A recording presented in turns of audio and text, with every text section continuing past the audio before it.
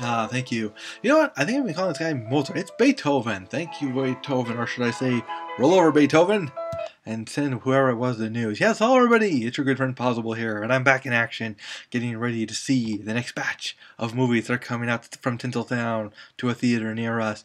I'm only dealing with the ones that are a theater near you. If you ever look at my past next batches, you'll see a whole list of movies, even the ones that weren't coming anywhere to a theater near us. It always made me very upset that they would do that. You know, it's like, hey, look at this great movie, but we're not going to release it in theaters because we're afraid it won't make enough money and stuff. Though I do have to admit, last year there were a few movies that came out into wide release, really didn't belong there. They didn't belong up against the big boys. But anyway, let's see who the next challengers are for the big box office prize. First off, Identity Thief. Yes, Jason Bateman is back as Michael Bluth. Actually, he doesn't play Michael Bluth here, but that seems to be his character, his caricature, I should say.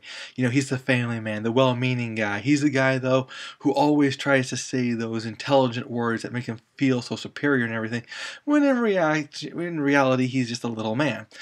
He realizes that he has been a victim of theft. Boy, I cannot get those words right for some reason. Yes, Melissa McCarthy here has stolen his identity and is now living it up on his bill and everything. He goes to Florida to track her down, to bring her to Colorado to justice. At the same time, they seem to be hunted, but you never really see the hunting too much, at least not yet. You see mostly him and her duking it out, hiding, slapping each other around. It's one of those old-style comedies, lots of physical comedies, lots of slaps, lots of bounces, lots of, painful comedies, while at the same time they stay in one piece, and after all, they have a good time. Despite this movie, I have to admit, I groaned at the trailers, and I really don't think that this kind of outdated humor is still available today. That's why I give this movie a pass, believe it or not. It's kind of amazing considering some of the other movies I've actually given a see it to. This movie I just can't recommend, I'm sorry. Moving right along, we got Side Effects, where basically if the poster tells you anything, you've got Channing Tatum here, and you've got that one lady from Girl with the Dragon Tattoo and Prometheus, whose name I cannot pronounce for some reason. She is basically sick, so she goes to her doctor, Jude Law, where he gives her a prescription for some medicine to help her with her anxiety. It has some side effects, though, and a crime is committed. Now, here's the deal. You're supposed to get the idea that somebody was killed.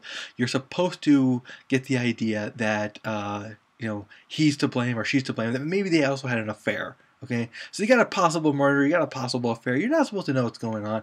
These kind of movies are more hit or more miss than hit. So I really can't bring myself to recommend it. I hope this is the rule to the exception. I do plan on seeing it, but I'll let you know if it's worthy or not. In the meantime, I want to recommend that you pass on it. So that's it for now, kids.